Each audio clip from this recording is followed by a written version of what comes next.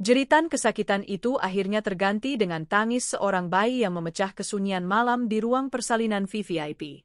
Keringat membasahi seluruh tubuhku, bercampur dengan air mata haru. Napasku masih tersengal, namun senyum tak bisa kutahan saat suster meletakkan makhluk kecil mungil yang merah itu di dadaku. "Selamat, Burania." Putranya tampan sekali dan sehat, ucap suster itu lembut. Kecupan hangat kudaratkan di kening mungilnya. "Anakku, darah dagingku." Akhirnya, setelah 9 bulan penantian, dia hadir di sini. Di saat seperti ini, seorang istri tentu mengharapkan suaminya ada di samping, menggenggam tangannya, dan ikut menangis haru. Tapi suamiku, Mas Doni, tidak ada di sini. "Maaf, Mas ada rapat mendadak di luar kota, sayang. Klien penting. Tapi Mas janji, begitu urusan selesai, Mas langsung terbang pulang. Mas akan jadi orang pertama yang mengadzani putra kita," begitu pesannya tadi siang, tepat sebelum air ketubanku pecah. Aku mengiyakannya. Tentu saja. Aku istri yang pengertian. Selama ini, aku selalu mendukung karir Mas Doni di perusahaan ayahku. Aku yang meyakinkan ayah untuk memberinya posisi manajer, dan aku bangga melihatnya sukses. Meski aku tahu, kesuksesan itu berdiri di atas fasilitas dan nama besar keluargaku. "Burania, ada yang ingin bertemu." "Mendesak," katanya, seorang perawat lain masuk dengan ragu. "Siapa? Bukankah sudah malam?" "Keluarga saya sudah pulang." "Pengawal pribadi ibu, Pak Bimo." Keningku berkerut. "Bimo? Kenapa dia ke sini? Bukankah aku menugaskannya untuk menjaga rumah?" Perasaan tidak enak tiba-tiba menjalari hatiku, mengusir sisa-sisa kebahagiaan yang baru seumur jagung. "Suruh dia masuk." Bimo, pria tegap yang sudah bekerja untuk keluargaku selama 10 tahun, masuk dengan wajah kaku. Ada amarah yang tertahan di matanya. Dia tidak menatapku, tapi menatap gumpalan selimut di dekapanku. "Maaf mengganggu, Nyonya. Selamat atas kelahiran putra Anda." Suaranya berat dan datar. "Ada apa, Bimo? Wajahmu seperti habis melihat hantu." "Katakan." Bimo menarik napas panjang. "Ini tentang Pak Doni, Nyonya." Jantungku berdebar. "Mas Doni? Kenapa? Apa terjadi sesuatu di jalan?" "Kecelakaan?" "Bukan, Nyonya." Bimo menggeleng. "Pak Doni tidak di luar kota. Pak Doni ada di rumah. Di kamar Nyonya." Aku terdiam. Dinginnya AC rumah sakit tiba-tiba terasa menusuk tulang. "Apa maksudmu?" "Jangan bercanda, Bimo." "Saya tidak bercanda, Nyonya," desis Bimo, kini menatap lurus ke mataku. 1 jam yang lalu, saya dan warga menggerebek Pak Doni." Duniaku serasa berhenti berputar. "Menggerebek?" "Bersama Wulan, Nyonya. Tetangga baru itu." Wulan. Nama itu seperti tamparan di wajahku. Wulan, janda muda sebatang kara yang baru pindah 3 bulan lalu. Wulan, yang selalu datang ke rumah membawakan kue, yang meminjam blender, yang menangis di bahuku karena merindukan almarhum suaminya. Wulan, yang sudah kuanggap seperti adik sendiri karena dia bilang tak punya siapa-siapa lagi di dunia ini. Wulan di kamarku, suaraku bergetar, bukan karena sedih, tapi karena amarah yang mulai membakar. "Benar, Nyonya. Di kamar Nyonya. Di atas ranjang Nyonya." Bimo menceritakan kronologinya dengan runtut, laporannya seperti laporan seorang prajurit di medan perang. Malam itu, setelah memastikan aku aman di rumah sakit, Bimo kembali ke rumah. Dia curiga karena lampu kamar utamaku, kamar kami, menyala redup, padahal Mas Doni bilang dia di luar kota. Bimo melihat Wulan menyelinap masuk dari pintu samping. Dia menunggu. 1 jam. 2 jam. Tidak ada yang keluar. Merasa ada yang tidak beres, Bimo segera menghubungi Pak RT dan beberapa hansip. "Saya tidak mau Nyonya difitnah. Jadi saya minta Pak RT sendiri yang jadi saksi," kata Bimo. Mereka mengetuk. Tidak ada jawaban. Mereka mendobrak. Dan pemandangan itulah yang menyambut mereka. Suamiku, Doni, dalam keadaan paling memalukan, bersama Wulan. Di kamarku, di malam saat aku berjuang antara hidup dan mati untuk melahirkan putranya. Mereka tidak bisa mengelak lagi, Nyonya, lanjut Bimo. Perut Wulan sudah besar. Dia hamil. Dan dia mengaku di depan Pak RT, kalau itu anak Pak Doni. Hening. Aku menatap bayi di dekapanku. Putraku, yang baru saja lahir, sudah harus menanggung aib seorang ayah yang bejat. Aku teringat semua keanehan itu. Teringat bagaimana Mas Doni sering lembur. Teringat uang bulanan yang kuberikan padanya untuk operasional, tiba-tiba membengkak 3 kali lipat. Teringat perhiasanku, gelang berlian pemberian mama, yang hilang dari kotak penyimpanan. Pasti diberikan pada janda itu, batinku menjerit. Wulan. Dia datang ke rumahku hampir setiap hari. Kukira silaturahmi, ternyata merancang strategi. Kukira dia tulus, ternyata dia ular. Dia mengincar suamiku, mengira suamiku kaya raya. Dia tidak tahu, Doni tidak punya apa-apa. Semua yang melekat di badannya, mobil yang dia pakai, rumah yang dia tinggali, bahkan pekerjaan yang dia banggakan, semuanya adalah milikku. Milik keluarga Rania. Nyonya. Bimo terlihat khawatir melihatku diam. Aku menarik napas. Air mataku sudah kering. Yang tersisa hanyalah baja. Aku tidak akan hancur. Tidak di depan anakku. Bimo, kataku, suaraku dingin dan mantap. Iya, Nyonya. Suamiku, maksudku, Doni, dan perempuan itu ada di mana sekarang? Mereka dibawa ke rumah Pak RT. Warga marah. Mereka bilang harus dinikahkan Siri malam ini juga untuk menghindari amuk massa. Aku tertawa. Tawa yang kering dan pahit. Dinikahkan? Bagus. Biarkan mereka menikah. Itu yang mereka mau, kan? Aku menatap Bimo. Bimo, aku mau kamu lakukan sesuatu untukku. Apapun, Nyonya. Sekarang juga, kembali ke rumah. Kumpulkan semua barang milik Doni. Setiap helai pakaiannya, sikat giginya, foto-fotonya. Jangan ada yang tersisa satu pun di rumahku. Masukkan semuanya ke dalam kantong sampah. Bimo mengangguk, matanya berkilat mengerti. Lalu, bawa semua kantong sampah itu ke rumah perempuan itu. Saya tidak peduli dia ada di rumah Pak RT atau di mana. Tunggu dia di depan rumahnya. Lalu, Nyonya, saat Doni dan istri barunya itu datang, lemparkan semua barang itu di depan mukanya. Tepat di kakinya, katakan padanya, itu pesangon dariku. Aku berhenti sejenak, menatap wajah mungil putraku. Dan katakan juga padanya, lanjutku dengan suara yang lebih tajam. Mulai detik ini, dia ku pecat. Aku pecat dia dari perusahaan. Aku pecat dia dari rumahku. Dan aku pecat dia dari hidupku dan putraku. Bimo tersenyum tipis. Siap, Nyonya. Akan saya laksanakan. Selamat istirahat. Setelah Bimo pergi, aku kembali memeluk putraku. Ini permulaan hidup kita, Nak, bisikku. Hanya ada kita berdua. Dan Mama janji, hidup kita akan jauh lebih bahagia. Malam itu, di saat seorang bayi lahir, sebuah keluarga justru hancur lebur. Tapi aku tahu, ini bukan akhir. Ini adalah awal dari pembalasanku. Malam masih pekat, namun di komplek perumahan elit tempatku tinggal, drama baru saja dimulai. Di bawah arahan Bimo, 2 penjaga keamanan lainnya bergerak cepat dan senyap di dalam rumah megahku. Mereka tidak butuh waktu lama. Hanya ada satu misi, melenyapkan jejak Doni dari istana ini. Bimo membuka lemari walk-in closet berukuran masif itu. Sisi kiriku penuh dengan gaun, tas, dan sepatu yang tertata rapi. Sisi kanannya milik Doni. Setelan jas mahal yang kubelikan, kemeja-kemeja sutra yang kupilihkan, puluhan sepatu kulit impor. Semua itu adalah barang-barang yang kuberi untuk menunjang penampilannya sebagai manajer di perusahaan ayahku. Tanpa basa-basi, Bimo dan anak buahnya merenggut semua pakaian itu dari gantungannya. Mereka tidak melipatnya. Mereka menyumpalkannya ke dalam kantong-kantong sampah hitam berukuran besar.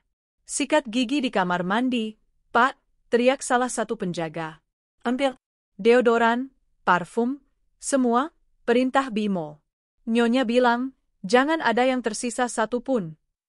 Mereka menyapu bersih meja kerja Doni.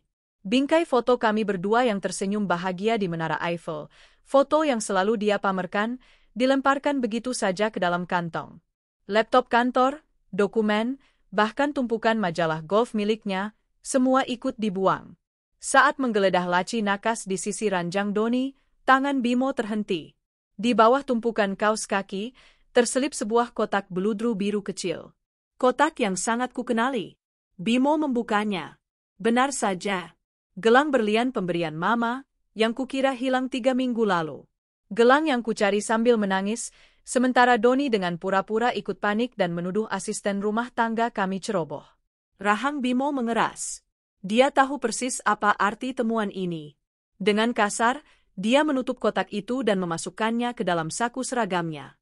Ini akan menjadi amunisi terakhir. Dalam waktu kurang dari 30 menit, 10 kantong sampah hitam besar berjajar rapi di depan pintu. Bimo dan timnya mengangkut semuanya ke dalam mobil bak terbuka yang biasa dipakai tukang kebun. Kalian berdua, kembali jaga rumah Nyonya. Pastikan tidak ada yang bisa masuk. Terutama dia, perintah Bimo. Siap, Pak. Bimo sendiri yang mengemudikan mobil itu, membelah malam menuju rumah Wulan. Rumah itu hanya berjarak 5 blok, tapi serasa di dunia lain. Jika rumahku adalah istana di Hook, rumah Wulan adalah tipe 36 di ujung gang sempit. Ironis. Doni menukar berlian dengan batu kali. Di rumah Pak RT, suasana masih tegang. Doni dan Wulan baru saja selesai, dinikahkan, di bawah todongan amarah warga dan tatapan menghakimi Pak RT serta Hansip. Tidak ada senyum bahagia. Yang ada hanya wajah pucat Doni dan isak tangis Wulan yang dibuat-buat, sambil terus mengelus perutnya yang membuncit. Sudah sah, kata Pak RT tegas. Sekarang, kalian pergi dari rumah saya. Saya tidak mau urusan ini diperpanjang. Dan jujur saja, Doni, saya kecewa berat sama kamu. Saya pikir kamu suami baik-baik. Doni hanya bisa menunduk. Malu, marah, tapi lebih banyak bingung. Pikirannya kacau. Bagaimana dia akan menjelaskan ini pada Rania? Rapat di luar kota adalah alibinya. Dia berencana pulang besok pagi seolah tidak terjadi apa-apa. Dia tidak menyangka Bimo, anjing penjaga Rania itu, akan ada di rumah. Ayo, Mas, kita pulang ke rumahku, bisik Wulan, mencoba meraih tangannya. Doni menepisnya kasar. Pulang? Ini semua gara-gara kamu. Kok gara-gara aku? Mas yang janji mau nikahin aku. Mas yang bilang istri Mas itu lagi hamil besar jadi nggak bisa layani, Mas. Aku ini korban, Mas. Wulan mulai berakting. Perdebatan mereka terhenti saat mereka berbelok ke gang rumah Wulan. Di bawah lampu jalan yang temaram, seorang pria tegap berdiri sendirian. Di sampingnya, menjulang tumpukan besar kantong sampah hitam. Jantung Doni serasa berhenti berdetak. Dia kenal siluet itu. Bimo, sapanya ragu. Kamu ngapain di sini? Itu sampah apa? Bimo tidak menjawab. Dia menunggu sampai Doni dan Wulan berdiri tepat di depannya. Warga yang penasaran, yang diam-diam mengikuti dari rumah Pak RT, kini berkerumun di kejauhan, siap menonton babak baru. Selamat malam, Pak Doni. Atau mungkin, selamat pengantin baru. Suara Bimo datar, menusuk, dan penuh penghinaan. Apa-apaan ini, Bimo? Kenapa kamu bawa sampah ke sini? Sentak Doni, mencoba mengembalikan wibawanya yang sudah hancur. Ini bukan sampah, Pak. Ini barang-barang Anda, jawab Bimo. Dia menendang salah satu kantong. Kantong itu robek. Kemeja sutra Armani favorit Doni tumpah ke tanah yang becek. Mata Doni terbelalak. Rania tahu? Anda pikir Nyonya bodoh? Bimo akhirnya membentak, suaranya menggelegar di keheningan malam. Nyonya Rania sedang berjuang melahirkan putra Anda di rumah sakit. Dan Anda sibuk berzinah di kamarnya. Di ranjangnya. Dengan perempuan ini. Bimo menunjuk Wulan dengan dagunya. Wulan gemetar ketakutan, bersembunyi di belakang Doni. Nyonya Rania mengirimkan saya untuk menyampaikan 3 hal. Lanjut Bimo, suaranya kembali dingin dan terkendali. Pertama, Bimo menunjuk tumpukan kantong sampah. Ini pesangon Anda. Nyonya bilang, ambil semua, jangan ada satu benang pun tertinggal di rumahnya. Doni terhuyung. Pesangon? Apa maksudmu? Maksud saya, yang kedua, potong Bimo. Mulai besok pagi, Anda tidak perlu repot-repot datang ke kantor. Anda dipecat. Dunia Doni runtuh. Dipecat. Kata itu seperti palu godam yang menghantam kepalanya. Pekerjaan itu adalah segalanya baginya. Status, gaji, fasilitas. Tanpa itu, dia bukan siapa-siapa. Enggak, Rania nggak bisa lakukan ini. Aku manajer di sana. Anda bukan siapa-siapa? Sela Bimo. Anda manajer karena Nyonya Rania yang minta pada ayahnya. Anda pakai mobil mewah karena Nyonya Rania yang bayar cicilannya. Anda tinggal di rumah megah karena itu rumah Nyonya Rania. Wulan, di belakang Doni, terkesiap. Wajahnya yang tadi menangis kini berubah pucat pasi. Gembel? Jadi selama ini aku. Dan yang ketiga? Bimo melangkah maju, kini berdiri hanya 1 jengkal di depan Doni. Dia menatap lurus ke mata pria yang kini gemetaran itu. Nyonya Rania berpesan, Anda dipecat dari perusahaannya, dipecat dari rumahnya, dan dipecat dari kehidupannya. Serta kehidupan putranya yang baru lahir. Doni ambruk.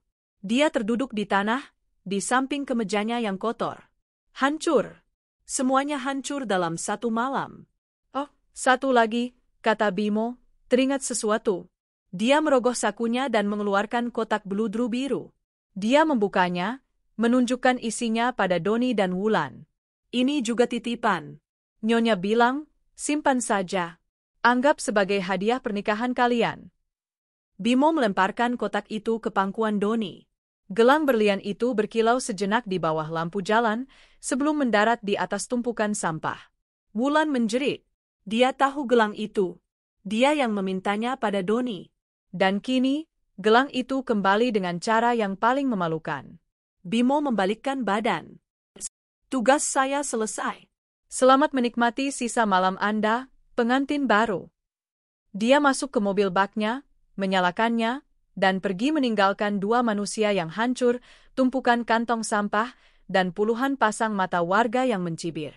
Mas, jadi kamu nggak kaya? Lirih Wulan, suaranya bergetar ngeri, menyadari kebenaran. Doni tidak menjawab. Dia hanya menatap kosong tumpukan hitam yang berisi sisa-sisa hidupnya yang kini sudah menjadi sampah. Sementara itu, di kamar VVIP rumah sakit, matahari pagi mulai mengintip. Aku tidak tidur semalaman. Bukan karena sedih, tapi karena ada energi baru yang menjalari tubuhku. Kutatap wajah mungil di dekapanku. Putraku, Reza. Kuberi nama dia Reza, yang berarti harapan. Harapan baruku. Pintu terbuka.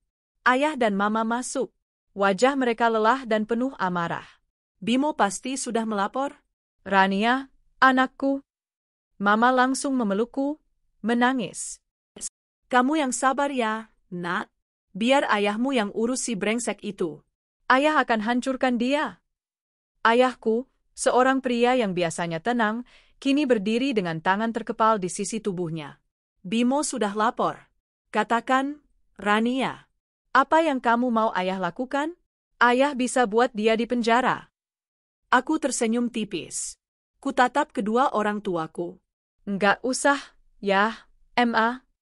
Apa maksudmu? Tanya ayah bingung. Rania sudah urus. Tadi malam, Rania sudah pecat dia. Dari kantor, dari rumah, dari hidup Rania. Aku membetulkan selimut Reza. Doni itu tidak punya apa-apa.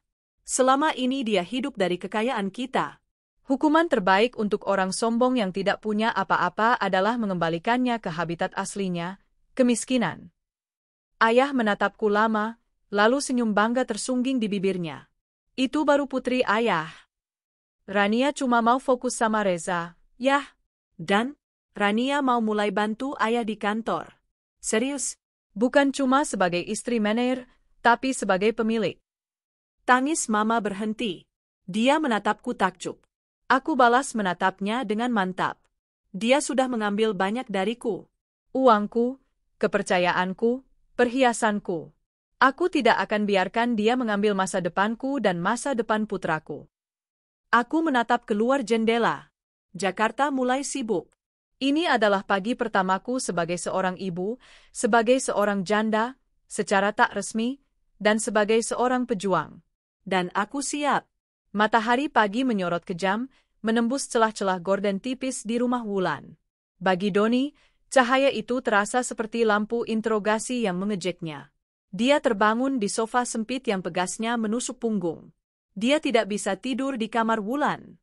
Bukan karena dia merasa bersalah, tapi karena kamar itu terlalu kecil, pengap, dan berantakan. Di lantai ruang tamu, di sekelilingnya, teronggok tumpukan kantong sampah hitam. Pakaian-pakaian mahalnya, yang semalam dia kenakan dengan bangga, kini berbaur dengan debu lantai dan sampah. "Mas, bangun!" Suara Wulan yang cempreng memekakkan telinganya. Wulan berdiri di depannya, berkacak pinggang. Wajahnya sembab, sisa riasannya yang luntur semalam masih menempel. "Enak-enakan tidur. Kamu nggak mikir kita mau makan apa hari ini?" Doni mengerang, kepalanya pusing. "Diam, Wulan. Aku lagi pusing. Aku yang lebih pusing." Wulan menendang salah satu kantong sampah. "Kamu bilang kamu manajer. Kamu bilang kamu kaya. Ini." Dia menunjuk ke tumpukan sampah. "Ini yang kamu punya? Cuma baju bekas?" Kenyataan akhirnya menghantam Wulan dengan telak. Pria yang dia puja, yang dia kejar dengan segala cara, yang dia pikir adalah tiket emasnya, ternyata adalah gembel berkedok. Dia mengorbankan segalanya, harga diri, rasa malunya di depan tetangga, hanya untuk menikahi seorang pengangguran. "Kamu bohong sama aku, Mas. Kamu nipu aku." Doni melompat dari sofa, amarahnya tersulut. "Aku nipu kamu. Kamu yang nipu aku. Kamu yang sengaja jebak aku. Kamu yang bilang gak apa-apa. Kamu yang bilang cinta sama aku apa adanya. Mana? Baru 1 malam jadi istri, kamu sudah nuntut harta. Aku nuntut apa yang kamu janjikan." "Diam." Doni mendorong Wulan hingga perempuan itu terjerembab di sofa. "Ini semua gara-gara kamu. Kalau kamu nggak hamil, kalau kamu nggak maksa aku main gila di rumah Rania, semua ini nggak akan terjadi." "Jadi kamu nyalahin anak ini?" Wulan menangis, kali ini tangisan yang nyata. Tangisan putus asa. "Ini anak kamu, Mas. Anak kamu." "Anak, anak, anak. Memangnya anak bisa jadi uang?" teriak Doni, frustrasi. Dia menyambar dompetnya dari saku celana yang tergeletak di lantai. Dia membukanya. Kosong. Hanya ada beberapa lembar uang 2.000-an. Kartu kredit Platinum dan Black Card, semua fasilitas dari perusahaan dan dari Rania, ada di sana. "Pasti masih bisa," gumamnya. "Dia harus menarik uang tunai. Gaji terakhirnya seharusnya masih ada." Dia bergegas keluar rumah, mengabaikan teriakan Wulan. Dia tidak peduli dengan penampilannya yang kusut. Dia hanya butuh uang. Langkahnya terhenti di teras. Bu Lilis, tetangga depan rumah Wulan yang terkenal paling nyinyir, sedang menyapu halaman. Begitu melihat Doni, sapunya berhenti bergerak. Pengantin baru? Baru keluar kamar, Mas?" sindirnya dengan senyum mengejek. Doni menggeram. Dia mempercepat langkahnya ke ujung gang. "Mau kemana, Mas? Cari sarapan? Atau cari kerjaan baru?" Suara Bu Lilis sengaja dikeraskan agar seisi gang mendengarnya. Tawa-tawa kecil terdengar dari rumah-rumah lain. Beberapa ibu-ibu yang sedang membeli sayur di tukang sayur keliling serentak menoleh padanya. Mereka berbisik, menunjuk-nunjuk, lalu tertawa. "Itu loh, suaminya Wulan. Ganteng-ganteng, ternyata gembel. Dipecat istrinya, langsung jadi satu sama si pelakor. Muka tembok, ya. Masih berani keluar." Wajah Doni memerah menahan malu dan amarah. Dia berlari kecil menuju ATM terdekat. Sampai di bilik ATM, dia memasukkan kartu debitnya. Kartu rekening gajinya. Dia memasukkan PIN. Saldo Anda tidak mencukupi. Dia mencobanya lagi. Sama. Sialan. Dia memukul mesin ATM. Dia mencoba kartu kredit Platinum. Transaksi ditolak. Dia mencoba Black Card yang selalu dia banggakan. Kartu ini telah diblokir. Doni bersandar lemas di dinding ATM. Keringat dingin membasahi keningnya. "Rania." Tentu saja Rania. Atau lebih tepatnya, ayah Rania. Mereka tidak hanya memecatnya, mereka memutus semua aksesnya. Gaji terakhirnya pasti ditahan sebagai kompensasi. Semua kartu diblokir. Dia kini resmi. Dia tidak punya apa-apa. Di saat yang sama, sebuah Mercedes-Benz S-Class hitam melaju pelan memasuki gerbang rumah megahku. Aku pulang. Mama menggendong Reza yang tertidur pulas. Ayah merangkul bahuku. Bimo dan beberapa pengawal lain membukakan pintu untukku. Aku melangkah masuk ke dalam rumah yang terasa asing. Selama di rumah sakit, aku sudah memikirkan ini. Momen terberat adalah kembali ke tempat di mana pengkhianatan itu terjadi. Rania, kamu istirahat di kamar tamu dulu, ya? Kamar kamu biar mama yang bereskan, ujar mama pelan, mencoba melindungiku. Aku menggeleng. Enggak, Rania mau ke kamar Rania. Sekarang. Aku menyerahkan tas bayi pada asisten rumah tangga, lalu berjalan menaiki tangga. Ayah dan mama mengikutiku dengan cemas. Aku berdiri di depan pintu kamar utama kami. Kamarku. Tanganku bergetar sedikit saat membuka gagang pintu. Ruangan itu masih persis seperti saat kutinggalkan. Tapi udaranya terasa kotor. Bau parfum wulan yang murahan dan menyengat masih tercium samar-samar, bercampur dengan aroma pengkhianatan. Dan di sana, di tengah ruangan, adalah ranjang itu. Ranjang king size mewah yang kupesan khusus dari Italia. Ranjang tempatku tidur, tempatku bermimpi, dan tempatku dikhianati. Aku bisa membayangkan dengan jelas apa yang Bimo ceritakan. Doni, Wulan, di atas ranjangku. Amarah dingin yang menakutkan menjalari tubuhku. Bei Ijah, panggilku, suaraku menggema di ruangan itu. Asisten rumah tangga kepercayaanku berlari tergopoh-gopoh. Iya, Non Rania? Panggil Bimo dan semua penjaga. Sekarang. Tak lama, Bimo dan dua penjaga lainnya sudah berdiri di depan pintu, menunduk hormat. Aku menunjuk ranjang itu. Bongkar, kataku datar. Semua orang terkejut. Rania, sayang. Mama mencoba menenangkanku. Bongkar, ulangku lebih tegas. Keluarkan ranjang ini, lemari di sisi kanan, meja kerja, semuanya. Semua yang pernah disentuh olehnya. Mau dipindahkan kemana, Nyonya? Tanya Bimo, dia satu-satunya yang mengerti. Saya tidak peduli, jawabku. Sumbangkan ke panti sosial. Atau lebih baik, bawa ke tempat pembuangan akhir. Bakar. Saya tidak mau melihat satupun barang di ruangan ini lagi. Tapi, Nak, itu barang-barang mahal? Harganya tidak sebanding dengan kehormatan saya, potongku. Ayah menepuk bahu Bimo. Lakukan apa yang Rania minta. Siap, Pak. Siap, Nyonya. Hari itu juga, kamarku dikosongkan. Aku berdiri di ambang pintu, melihat mereka menggotong potongan-potongan ranjang itu keluar. Rasanya seperti sedang melakukan ritual pembersihan. Bey, panggilku lagi pada Bey Ijah. Tolong siapkan kamar tamu di sebelah kamar Reza. Cat ulang dengan warna putih. Beli perabot baru.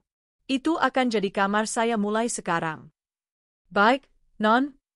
Aku berbalik, meninggalkan ruangan kosong yang akan menjadi saksi bisu kehancuran sebuah pernikahan. Aku tidak menoleh lagi.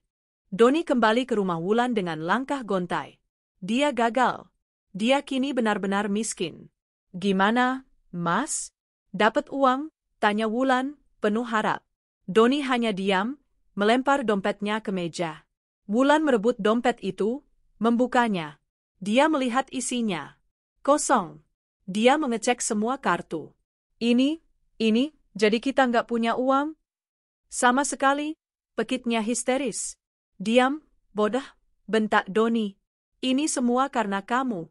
Seharusnya aku nggak pernah dengar rengekan kamu. Aku? Wulan tak terima. Kamu yang datang ke aku. Kamu yang bilang istri kamu sombong. Kamu yang bilang kamu nggak bahagia. Kamu yang ngambil perhiasan istri kamu dan kamu kasih ke aku. Dan kamu terima dengan senang hati, kan, janda gatal? Dasar gembel sombong. Mereka bertengkar hebat. Saling melempar makian, saling menyalahkan. Suara mereka begitu keras hingga terdengar ke seluruh gang. Para tetangga yang sejak pagi menunggu, kini mendapatkan tontonan gratis yang mereka inginkan. Baru nikah 1 hari sudah kayak anjing sama kucing.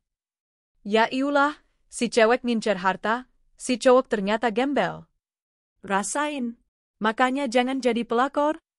Perut sudah besar gitu, mau makan apa coba? Di dalam rumah, Doni akhirnya terduduk lemas. Diikuti Wulan yang menangis terseduh-seduh. Mereka benci satu sama lain. Tapi mereka terjebak. Jual rumah ini, kata Doni tiba-tiba. Wulan mendongak. Apa? Gila kamu. Ini satu-satunya peninggalan almarhum suami aku. Terus kita mau tinggal di mana? Mau makan apa? Doni menatap sekeliling rumah sempit itu dengan jijik. Kita nggak bisa tinggal di sini. Aku bisa gila dengerin omongan tetangga-tetangga kamu. Wulan terdiam. Dia tahu Doni benar. Dia sendiri tidak sanggup lagi keluar rumah. Gunjingan itu terlalu menyakitkan. Kita jual rumah ini. Kita pindah, kata Doni lagi, lebih seperti keputusan final. Kita cari kontrakan murah. Sisa uangnya kita pakai untuk hidup. Malam itu, di kamar rumah sakit yang sudah kusingkirkan kenangannya, aku menelpon pengacaraku. Pak, urus surat cerai saya secepatnya, kataku sambil menyusui Reza. Gugat dia. Saya tidak menuntut apa-apa. Saya hanya mau hak asuh Reza jatuh penuh ke tangan saya. Buat dia menandatanganinya tanpa syarat. Baik, Bu Rania. Dan satu lagi, tambahku, pastikan dia tidak bisa mendekati saya atau putra saya. Selamanya. Aku menutup telepon. Kutatap wajah mungil putraku. Kita mulai hidup baru ya, Nak? Di gang sempit di bagian lain Jakarta, Doni dan Wulan menempelkan kertas, rumah ini dijual, di jendela depan rumah mereka, di bawah tatapan sinis para tetangga. Kejatuhan mereka baru saja dimulai. 2 minggu berlalu sejak aku pulang dari rumah sakit. Kamar baruku yang bernuansa putih bersih, bersebelahan dengan kamar bayi Reza, terasa seperti benteng perlindungan. Tidak ada lagi jejak Doni, tidak ada lagi sisa-sisa pengkhianatan. Rumah itu sudah disucikan. Tapi aku tidak berdiam diri. Sesuai janjiku, aku mulai aktif di perusahaan ayah. Ruang rapat direksi yang dulu hanya kumasuki sesekali untuk menjemput Doni, kini menjadi tempatku sehari-hari. Pagi itu, aku duduk di salah satu kursi, bukan sebagai istri manajer, tapi sebagai Rania Wijaya, putri pemilik perusahaan. Di sisiku, dalam stroller bayinya, Reza tertidur pulas, tidak terganggu oleh presentasi di depan. Rania, ayahku membuka suara di tengah rapat, Departemen Pemasaran butuh strategi baru untuk peluncuran produk digital kita. Doni, maksud saya, manajer sebelumnya, meninggalkan banyak kekacauan. Kamu ada ide? Semua mata tertuju padaku. Aku tahu apa yang mereka pikirkan. Gadis manja yang baru patah hati. Aku tersenyum tipis. Ada, ya. Laporan yang dibuat manajer sebelumnya terlalu fokus pada gimmick dan influencer mahal. Dia lupa fundamentalnya. Aku berdiri, berjalan ke depan, dan mengambil spidol. Kita tidak menjual produk, kita menjual solusi. Target pasar kita bukan hanya anak muda, tapi profesional muda yang terdesak waktu. Strategi saya, ubah branding, fokus pada efisiensi, dan gunakan micro-influencer yang punya engagement rate otentik. Bukan sekadar pamer kemewahan. Aku menjabarkan ideku selama 15 menit tanpa jeda. Ruangan yang tadi penuh keraguan, kini hening, terganti dengan anggukan-anggukan setuju. Aku bukan lagi Rania yang dulu. Rania yang dulu sibuk arisan dan game. Rania yang sekarang adalah seorang ibu, seorang pemimpin. Saat rapat selesai dan para direksi keluar, pengacaraku, Pak Hendra, masuk. Selamat pagi, Bu Rania. Selamat atas kelahiran putranya, sapanya ramah. Langsung saja, Pak. Bagaimana? Tanyaku sambil mengelus kepala Reza. Sudah beres, Bu, kata Pak Hendra, meletakkan selembar map di depanku. Dia sudah menandatangani semua surat cerai. Hak asuh Reza jatuh sepenuhnya ke tangan ibu, tanpa syarat. Dia juga setuju dengan restraining order untuk tidak mendekati ibu dan putra ibu dalam radius 500 meter. Dia tidak melawan? Tidak minta harta gono gini, Tanyaku, sedikit heran. Pak Hendra tersenyum tipis. Oh, dia mencoba, Bu. Pengacaranya mencoba menuntut setengah dari aset bersama. Tapi saya tunjukkan buktinya. Pertama, semua aset adalah milik ibu sebelum menikah.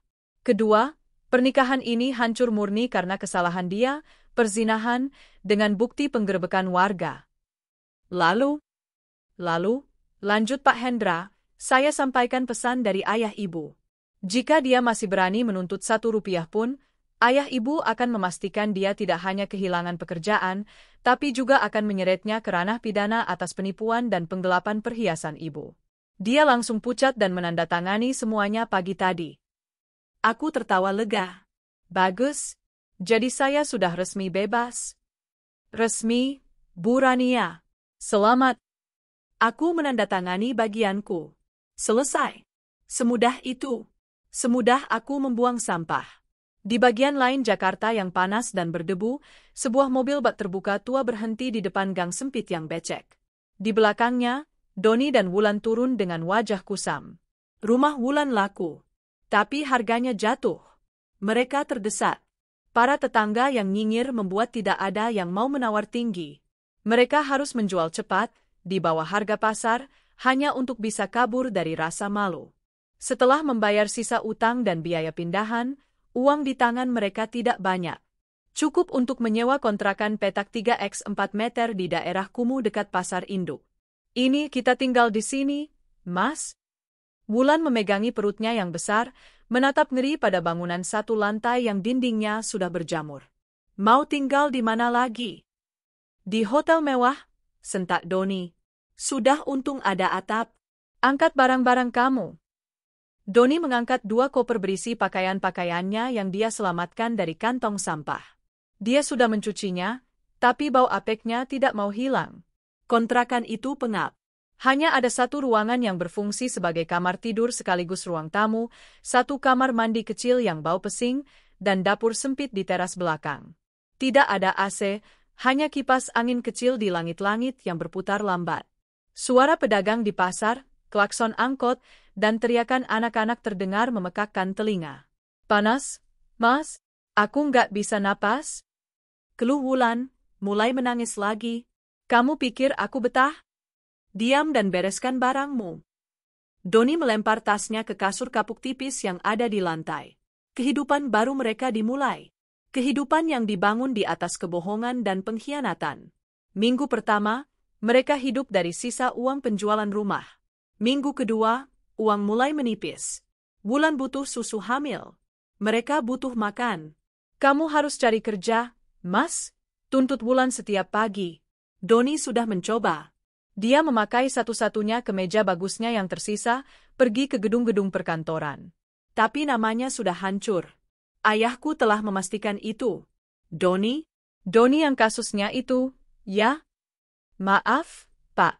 Posisi manajer sudah terisi. Kami cari yang rekam jejaknya bersih, Pak. Penolakan demi penolakan dia terima. Wajahnya yang dulu tampan dan angkuh, kini kuyu dan penuh keputusasaan. Malam itu, uang mereka benar-benar habis. Hanya tersisa 10.000 rupiah. Wulan menangis kelaparan. Perutnya kram. Mas, aku lapar. Anak kamu lapar? Doni memukul dinding triplek kontrakan itu. Frustrasi, marah, malu. Dia keluar, berjalan tanpa arah di tengah kegelapan pasar yang mulai sepi. Matanya tertuju pada sebuah warung kopi di sudut pasar. Di sana tertempel kertas lecek. Dicari, kuli panggul pasar. Gaji harian. Doni menatap tulisan itu lama. Kuli. Dia? Seorang manajer yang biasa memegang miliaran rupiah, kini harus menjadi kuli? Perutnya sendiri berbunyi. Dia tidak punya pilihan. Dia melangkah masuk ke warung itu. Pak, lowongan kuli masih ada. Pria bertato pemilik warung menatapnya dari atas ke bawah. Badan doang bagus. Kuat, lo? Kuat, Pak, jawab Doni, menelan ludah dan harga dirinya. Ya udah, besok jam 3 pagi. Jangan telat. Angkut sayur dari truk. 1 karung, 5.000. Doni mengangguk. Dia kembali ke kontrakan dengan sebungkus nasi dan sepotong tempe, sisa uang terakhirnya. Dia memberikannya pada Wulan. "Kamu dapat uang dari mana?" tanya Wulan curiga. "Nggak usah banyak tanya. Makan," jawab Doni dingin. "Besok aku mulai kerja." Wulan tersenyum sinis. "Kerja apa? Jadi manajer lagi? Manajer apa?" "Manajer gak?" Doni tidak menjawab. Dia merebahkan diri di lantai yang keras, menatap langit-langit yang penuh sarang laba-laba. Pukul 3 pagi, alarm dari ponsel bututnya berbunyi. Doni bangun. Dia memandang Wulan yang tidur mendengkur, lalu memandang dirinya di cermin retak. Pria di cermin itu bukan lagi Doni yang dia kenal. Dia berjalan ke pasar induk. Truk-truk besar sudah berdatangan. "Woi, anak baru. Sini, angkat karung-karung ini," teriak seorang mandor. Doni, dengan kaos oblong kotor yang dia pungut dari tumpukan sampahnya, mulai menyunggi karung pertama. Isinya kentang. Beratnya 50 kilogram. Pundaknya serasa mau patah. Keringat bercucuran, bercampur dengan air mata malu yang tidak bisa dia tahan. Dari seorang manajer yang bersih dan wangi, kini dia resmi menjadi kuli pasar yang kotor dan bau keringat. Ini adalah habitat aslinya. Habitat yang telah kupilihkan untuknya. 4 tahun berlalu. Waktu adalah penyembuh sekaligus penempa. Bagiku, waktu adalah sekutu. Baginya, waktu adalah hakim. Dalam 4 tahun, aku, Rania Wijaya, telah bertransformasi sepenuhnya. Aku bukan lagi sekadar putri pemilik. Aku telah mengambil alih kursi CEO di perusahaan ayah, yang kini secara resmi menjadi perusahaanku. Di bawah kepemimpinanku, perusahaan menembus pasar Asia Tenggara, melipat gandakan keuntungan, dan menjadi perbincangan di dunia bisnis. Wajahku tak lagi hanya menghiasi majalah gosip sebagai sosialita yang patah hati, tapi kini ada di sampul majalah Forbes sebagai salah satu top 50 power women. Namun, kesuksesan terbesarku tidak diukur dari lembar saham. Dia kini berusia 4 tahun, berlarian di taman belakang rumahku yang megah, tertawa-tawa sambil dikejar oleh bayi Ijah. "Mama, Mama, lihat, Reza bisa tangkap kupu-kupu." Reza, putraku, cahaya hidupku. Dia tumbuh menjadi anak yang cerdas, ceria, dan yang paling penting, penuh kasih. Aku membesarkannya dengan seluruh cinta yang kumiliki, memastikan dia tidak pernah merasakan sedikit pun kekurangan kasih sayang. Dia tidak pernah bertanya tentang ayahnya. Baginya, dunianya lengkap, aku, kakek, ayahku, dan nenek, mamaku. Wow, jagoan mama hebat. Aku bertepuk tangan dari teras, laptop berisi laporan kuartal masih terbuka di pangkuanku. Aku telah membangun benteng yang tinggi di sekeliling hidup kami. Benteng yang terbuat dari kebahagiaan, kesuksesan, dan keamanan. Sementara itu, di seberang kota, di sebuah kontrakan petak yang semakin bobrok, benteng Doni dan Wulan justru telah runtuh. 4 tahun telah menggerus habis sisa-sisa penampilan mereka. Doni, yang dulu tampan dan gagah, kini kurus kering. Kulitnya menghitam legam, terbakar matahari pasar. Ototnya mengeras bukan karena gym, tapi karena mengangkat karung puluhan ton setiap hari. Tatapannya kosong, amarahnya sudah lama padam, digantikan oleh keputusasaan yang kronis. Wulan tak lebih baik. Perutnya yang buncit 4 tahun lalu telah melahirkan seorang anak laki-laki, Dani. Tapi alih-alih menjadi perekat, anak itu menjadi sumber pertengkaran baru. Wulan, yang dulu janda muda genit, kini menjadi perempuan gembrot dengan daster sobek, rambutnya bau asap dapur, dan mulutnya tak pernah berhenti mengomel. Sisa uang penjualan rumahnya habis dalam 6 bulan pertama untuk biaya persalinan dan hidup. Sejak itu, mereka hidup dari upah harian Doni sebagai kuli. "Mas, uang mana?" Wulan menyambut Doni di pintu, bukan dengan senyuman, tapi dengan tangan menengadah. Doni, yang baru pulang jam 11 siang, melempar 3 lembar uang 20 ribuan ke meja. "Cuma itu yang didapat." 60 ribu. "Cukup buat apa?" "Beli beras sama popok Dani juga nggak cukup." "Kamu ini kerja atau apa?" "Diam kamu," sentak Doni, suaranya parau. "Kamu pikir gampang? Punggungku rasanya mau patah." "Kalau kamu nggak boros, juga cukup." "Boros kamu bilang." Aku nggak pernah beli baju baru. Nggak pernah ke salon. Kamu itu yang nggak becus. Dulu manajer, sekarang jadi kuli. Kualat kamu sama istri. Diam. Doni mengangkat tangan, hendak menampar, tapi dia terlalu lelah. Dia ambruk di depan Reyot. Dani, anak mereka yang berusia 3 tahun, kurus dan dekil, hanya menatap pertengkaran itu dengan mata takut-takut dari pojok ruangan. Doni memejamkan mata. Setiap malam, dia memimpikan hal yang sama, ranjang empuknya di rumah Rania, mobil mewahnya, AC yang dingin, dan Rania yang tersenyum padanya. Lalu dia bangun dan mencium bau pesing dari kamar mandi, dan dia sadar itu semua hanya mimpi. Penyesalan adalah sarapannya setiap hari. Sabtu pagi itu, Bei Ijah, asisten rumah tangga kepercayaanku, tiba-tiba demam tinggi. Reza, yang biasanya hanya mau makan jika Bei Ijah yang memasak sup ayam kampung, merengek. Reza mau sup Bei Ijah, Mama? Aku tersenyum. Oke, jagoan. Hari ini, Mama yang akan masak sup spesial buat Reza. Tapi, kita butuh ayam kampung yang paling segar. Gimana kalau kita belanja ke pasar? Ke pasar? Pasar yang becek itu? Tanya Reza, matanya berbinar. Baginya, pasar tradisional adalah petualangan. Iya, sekali-sekali, enggak apa-apa. Ayo, ganti baju. Aku sendiri hanya berganti pakaian. Kaos putih bersih, celana jeans, dan sneakers. Tak lupa kacamata hitam. Bimo, yang kini menjadi kepala keamananku, bersiap di mobil. Biar saya saja yang suruh sopir, Nyonya, cegah Bimo. Tidak usah, Bimo. Saya lagi ingin jalan-jalan sama Reza. Kamu tunggu di mobil saja. Saya tidak akan lama. Pasar induk itu ramai dan, seperti dugaan Reza, becek. Aku menggandeng tangan Reza erat-erat. Orang-orang menatap kami. Mungkin aneh melihat seorang ibu dan anak yang terlalu bersih berada di tempat seperti ini. Aku selesai membeli ayam dan sayuran. Saat kami berjalan kembali menuju mobil, kami melewati lorong utama tempat para kuli panggul beristirahat. Reza, dengan rasa ingin tahu seorang anak kecil, menunjuk ke seorang pria yang sedang terduduk di tumpukan karung, menyeka keringat dengan kaos kotornya. Pria itu menunduk, punggungnya yang legam terlihat jelas dari kaosnya yang sobek. Mama lihat bapak itu? Bisik Reza. Kasian, Ma. Kayak capek sekali. Aku hanya mengangguk, hendak mempercepat langkah. Tapi Reza berhenti. Dia melepaskan tanganku, berlari kecil ke arah pria itu. Reza.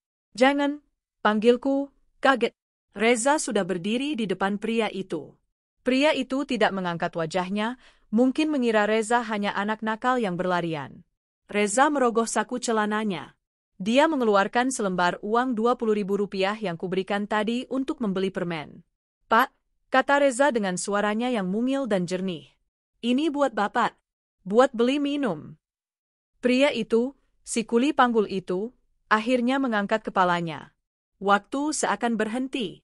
Di depanku, pria dekil, bau keringat, dengan mata yang cekung dan janggut tak terurus itu adalah Doni. Mata Doni terpaku pada uang 20.000 yang disodorkan oleh tangan mungil di depannya. Lalu, dia menatap wajah anak kecil yang menatapnya dengan iba. Mata itu, hidung itu, dia kenal wajah itu. Wajah yang selalu dia lihat di mimpinya. Lalu, matanya beralih dan menemukan aku, yang berdiri mematung 5 langkah di belakang Reza. Aku, Rania, berdiri di sana, bersih, cantik, dan menatapnya dengan dingin. Dunia Doni runtuh untuk kedua kalinya. Ini putranya. Putra yang dia tinggalkan di malam kelahirannya. Putranya yang kini memberinya sedekah. Reza? Suara Doni bergetar, lebih mirip rintihan. Air mata langsung membanjiri wajah kotornya. Dia tidak bisa menahannya. Rasa malu, sesal, rindu, hancur, semua bercampur aduk. Anakku, desahnya. Dia mengabaikan uang di tangan Reza. Dia mencoba bangkit, tangannya yang kapalan dan kotor terulur ke depan, ingin menyentuh Reza. Anak papa, ini papa, nah? Isaknya. Reza, yang tidak mengerti apa-apa, ketakutan.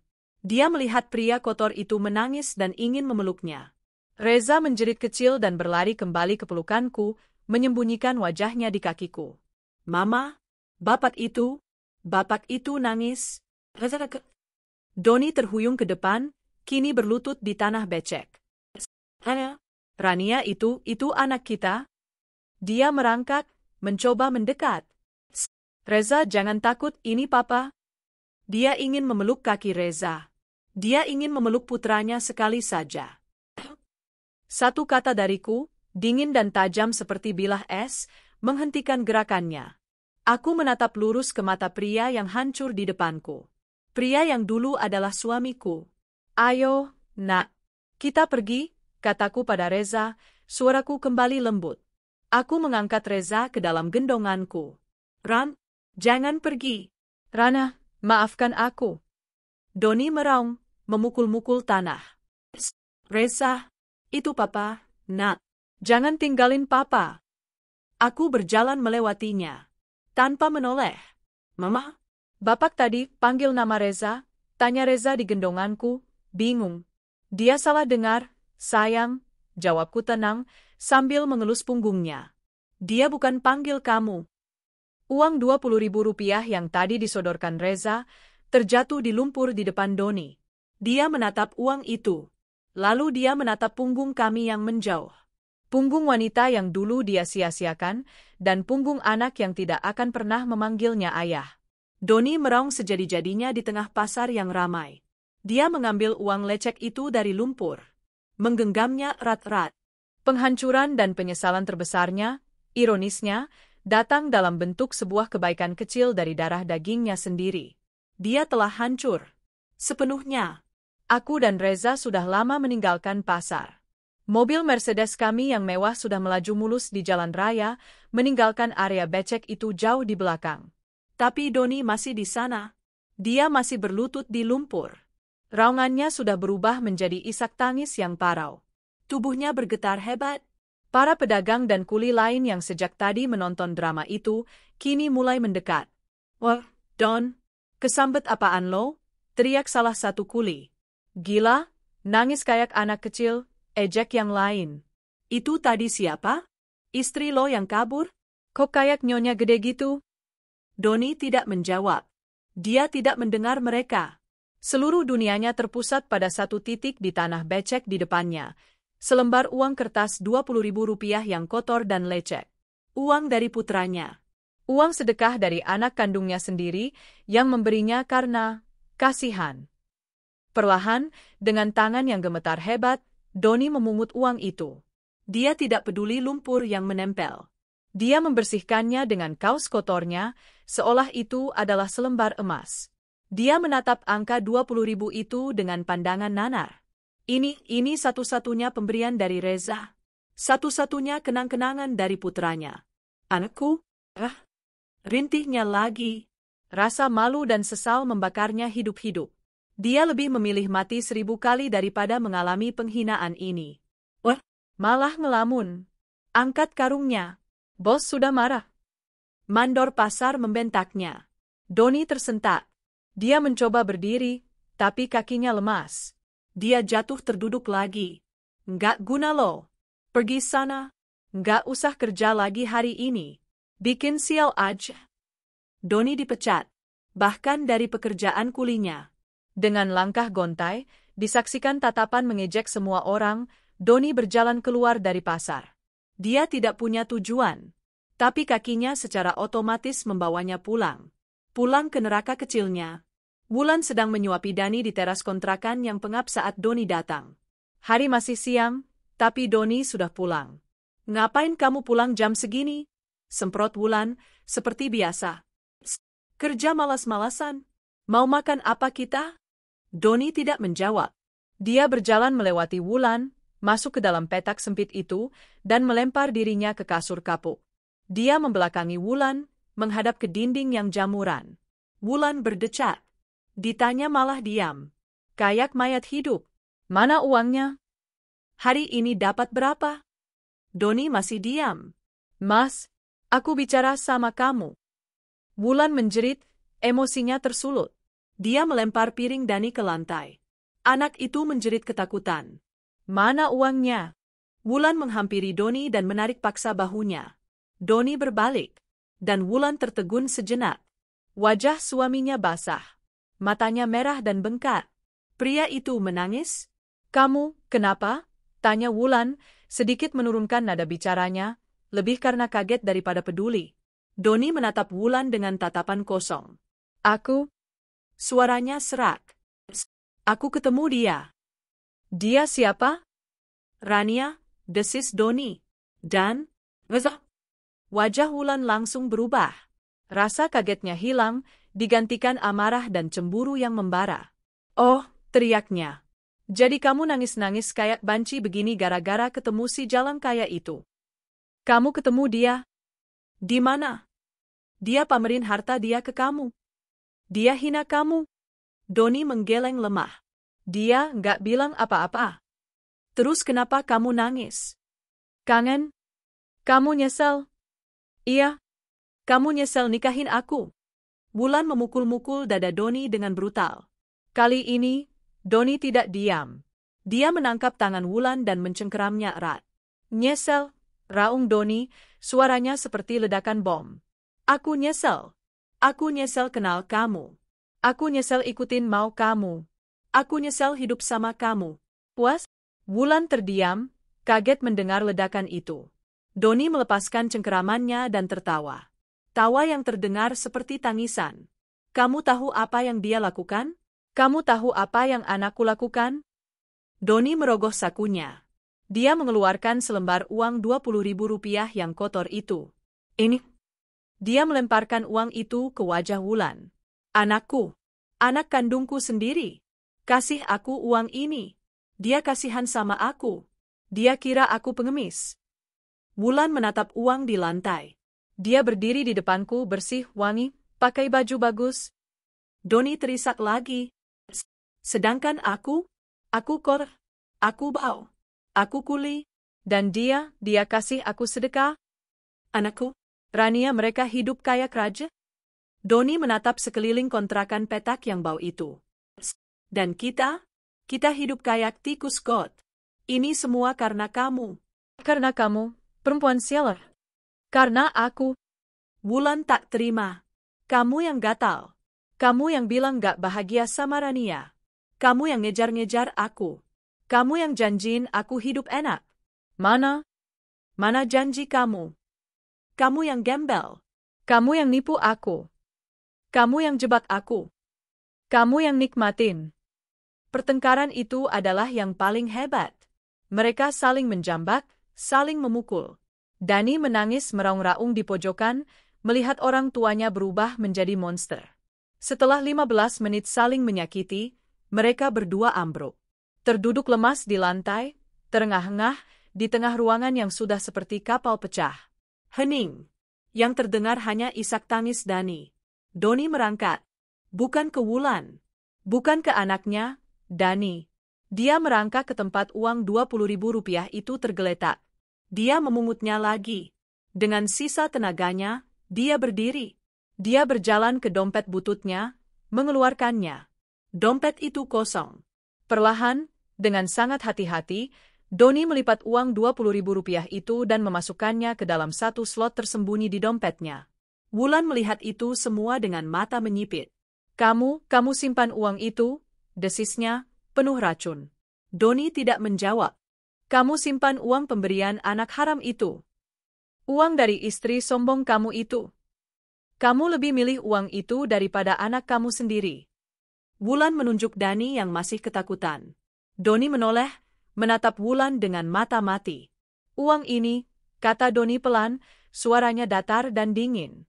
Uang ini adalah bukti kehancuranku. Dan bukti, betapa bodohnya aku. Uang ini jauh lebih berharga dari kamu. Wulan menjerit. Dia tahu, dia sudah kalah. Dia tidak kalah dari Rania. Dia kalah dari selembar uang 20.000 yang kotor. Malam itu, mereka tidak tidur. Mereka duduk di kegelapan, di dua sudut yang berbeda di ruangan sempit itu. Mereka tidak bicara. Mereka terjebak. Terpenjara bersama dalam neraka yang mereka ciptakan sendiri. Dan di antara mereka, kini ada hantu baru. Hantu seorang anak kecil yang memberi sedekah dalam wujud selembar uang Rp20.000. Di istanaku, di kamar Reza yang sejuk dan wangi lavender, aku sedang membacakan dongeng sebelum tidur. Mama? Reza memotong ceritaku. Bapak yang di pasar tadi, kasihan, ya. Aku berhenti membaca. Kututup buku itu dan kuletakkan di nakas. Aku menatap lurus ke mata putraku yang jernih. Kenapa Reza bilang kasihan? Dia nangis. Kayak sedih sekali. Waktu Reza kasih uang, dia nangisnya makin kencang. Terus dia panggil-panggil nama Mama. Reza mengerutkan kening. Dia kenal Mama? Aku tersenyum, mengelus rambutnya. Dia bukan kenal Mama, sayang. Dia kenal sama orang yang mirip Mama. Dulu. Oh, Reza mengangguk, menerima penjelasanku. Reza, kataku lembut. Di dunia ini, ada banyak orang yang membuat pilihan yang salah. Dan karena pilihan yang salah itu, hidup mereka jadi susah. Mereka jadi sedih. Pilihan salah itu apa, Ma? Pilihan salah itu, seperti saat kita lebih memilih mainan baru yang jelek, padahal kita sudah punya mainan lama yang bagus banget. Terus, mainan bagusnya kita buang. Pas kita sadar, mainan baru itu rusak, dan mainan lama kita sudah hilang. Akhirnya, kita nggak punya mainan. Kita nangis. Reza terdiam, mencoba memahami analogiku. Berarti bapak tadi buang mainan bagusnya ya, Ma? Jantungku terasa sedikit perih, tapi aku tetap tersenyum. Ya, sayang, dia buang mainan terbaik yang pernah dia punya. Makanya dia nangis, simpul Reza. Kasihan? Reza anak baik, aku memeluknya. Reza sudah kasih dia uang. Itu perbuatan mulia. Sekarang, Reza tidur, ya. Besok kita main kuda-kudaan sama kakek. Oh, Mama. Good night. Mimpi indah, jagoan Mama. Aku mengecup keningnya, mematikan lampu, dan keluar dari kamarnya. Aku berdiri di koridor yang megah, menatap keluar jendela besar yang memperlihatkan kerlip lampu kota. Aku bahagia. Aku sukses. Anakku tumbuh sempurna. Malam itu, aku tidur nyenyak. Paling nyenyak seumur hidupku. Karena aku tahu, pembalasan dendam terbaikku sudah tuntas. Bukan dengan menghancurkannya, tapi dengan membiarkan dia hidup untuk melihat semua yang telah dia buang. Pertemuan di pasar itu terjadi 3 minggu lalu, tapi gemanya masih menggelegar di kontrakan petak yang pengap itu. Doni tidak pernah kembali menjadi normal, jika kehidupan sebagai kuli bisa disebut normal. Dia dipecat dari pekerjaan kuli panggulnya. Mandor pasar sudah muak dengan kelakuannya yang sering melamun dan tiba-tiba menangis. Tapi Doni tidak peduli. Dia tidak lagi mencari kerja. Hari-harinya kini dihabiskan dengan duduk di depan reyot, menatap dinding berjamur. Dia menjadi sangat pendiam. Satu-satunya gerakan yang dia lakukan adalah merogoh saku celananya setiap beberapa menit, mengeluarkan dompet bututnya, membukanya, dan menatap selembar uang Rp20.000 yang kusut di dalamnya. Dia menatap uang itu seakan sedang memuja berhala. Dia tersenyum, lalu menangis, lalu marah, lalu tersenyum lagi. Dia sering bergumam sendiri. Reza, anak papa pinter, ya, kasih papa uang. Dia wangi, bersih, kayak mamanya. Rania, kamu jahat tapi anakmu baik. Wulan, yang kini harus menanggung beban hidup sendirian, menjadi gila. Bukan gila seperti Doni, tapi gila karena amarah. Mas, bangun, Seter. Wulan melempar ember berisi cucian kotor ke lantai. Doni tersentak, tangannya refleks memegangi saku celana, melindungi dompetnya. Kerja? Cari kerja. Kamu pikir kita bisa hidup dari melamun? Bentak Wulan. Sejak Doni berhenti bekerja, Wulan terpaksa menjadi buruh cuci. Dia berkeliling dari satu rumah ke rumah lain di kompleks pasar itu, menawarkan jasa, hanya untuk beberapa ribu rupiah. Wajahnya yang dulu genit kini merah terbakar matahari dan tangannya kasar melepuh karena sabun colek. Doni tidak menjawab. Dia hanya memanggil nama anak mereka. Apa? Anak kita? Dani mana? Tanya Doni, suaranya parau. Main di luar? Kenapa? Tumben kamu nanya. Enggak. Doni kembali melamun. Aku cuma ingat Reza. Plak! Sebuah tamparan keras mendarat di pipi Doni. Wulan gemetar karena marah. Berhenti sebut nama anak haram itu, jeritnya. Anak kamu itu yang di luar. Dani, anak yang kamu buat denganku. Anak yang gak pernah kamu pedulikan. Doni hanya mengusap pipinya, ekspresinya datar. Dia bukan anak haram. Dia anakku yang sah. Dan Dani bukan? Doni diam. Bagi Doni, Dani adalah simbol kehancurannya. Dani adalah pengingat malam penggerebekan itu. Dani adalah borgol yang mengikatnya pada Wulan. Tiba-tiba, Dani berlari masuk, menangis kencang. Ibu sakit? Ibu mana? Anak laki-laki kurus itu memegangi perutnya. Wajahnya pucat pasi dan keringat dingin membasahi dahinya. Wulan segera beralih dari amarahnya, rasa panik seorang ibu mengambil alih. Dia memegang kening Dani. Panas sekali. Ya Allah, nak, kamu kenapa? Wulan panik. Mas, lihat, anak kamu sakit. Doni hanya menoleh sekilas. Kasih minyak kayu putih. Minyak kayu putih? Wulan histeris. Anak ini demam tinggi. Dia butuh obat. Dia butuh ke dokter. Kamu punya uang gak? Doni menggeleng. Kamu pasti bohong. Wulan menatap tajam ke saku celana Doni. Kamu simpan uang di sana, kan? Uang dari si Rania itu. Keluarkan. Wulan menerjang Doni, mencoba merogoh saku celananya. Doni, yang tadinya apatis, tiba-tiba berubah beringas. Matanya melotot. Jangan sentuh, raungnya, mendorong Wulan hingga terjatuh. Itu uang anakku. Anak kamu yang ini mau mati. Wulan berteriak sambil menangis, menunjuk Dani yang kini meringkuk ketakutan. Kamu lebih milih uang itu daripada nyawa anak kamu sendiri.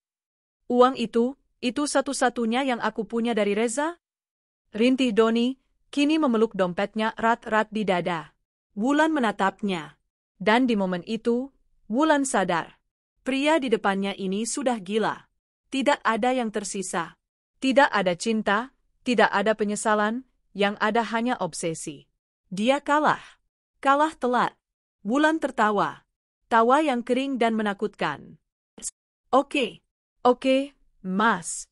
Kamu mau uang itu, kan? Kamu mau kenangan kamu itu, kan? Wulan berdiri perlahan. Dia pura-pura mengalah. Biar aku lihat. Biar aku lihat aja. Aku nggak akan ambil. Biar aku pegang sebentar aja, Mas, kenang-kenangan dari anak kamu itu. Doni, dalam kegilaannya, menatap Wulan ragu. Tapi dia melihat Wulan yang tenang. Perlahan, dia mengulurkan dompet itu. Wulan membukanya. Di dalamnya, hanya ada selembar uang Rp20.000 yang kotor. Ini, desis Wulan. Ini yang lebih kamu pentingkan dari kami. Kembalikan, kata Doni. Wulan tersenyum.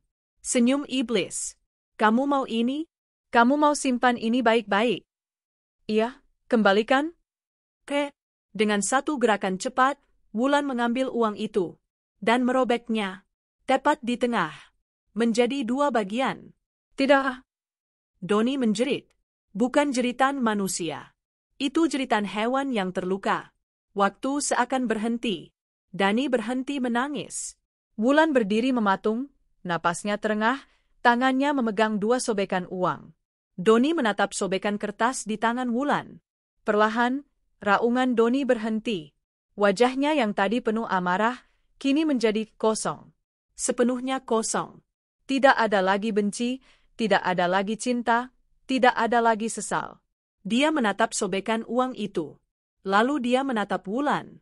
Dia tersenyum. Senyum yang paling mengerikan yang pernah Wulan lihat. Kamu, bisiknya. Enggak apa-apa bisa disambung? Dia mengambil kedua sobekan uang itu dari tangan Wulan yang gemetar. Wulan melepaskannya, tiba-tiba merasa takut. Doni duduk kembali di dipan. Dengan sangat hati-hati, dia mencoba menyatukan kedua sobekan itu di pahanya. Nah, bisa kan, bisa disambung? Gumamnya. Reza lihat. Papa sambung lagi uangnya. Mas? Wulan mulai ketakutan. Mas Doni? Doni tidak menjawab. Dia sibuk dengan sobekan uangnya. Dia mencoba menyatukannya, gagal, lalu mencoba lagi. Dia tertawa kecil. Tawa orang yang sudah kehilangan akal sehatnya. Wulan mundur perlahan. Dia meraih Dani, menggendong anaknya yang demam. Pria yang dia nikahi, pria yang dia rebut, sudah tidak ada lagi. Yang tersisa hanya cangkang kosong yang terobsesi pada dua sobekan kertas. Wulan menangis tanpa suara. Dia kalah. Dia membawa Dani keluar dari kontrakan petak itu, di tengah malam, tanpa tujuan. Meninggalkan Doni yang masih duduk di dipan, di bawah cahaya lampu 5 watt, mencoba menyambung kembali kehancurannya yang kini sudah final. Di saat yang sama, di rumah megahku, aku sedang duduk di teras belakang bersama Reza. Kami baru saja selesai makan malam. Reza sedang asyik menggambar di tabletnya. Lagi gambar apa, jagoan? Tanyaku sambil menyeruput teh melati. Gambar kita, Mama, katanya riang. Ini Mama, cantik. Ini Reza. Terus ini kakek sama nenek.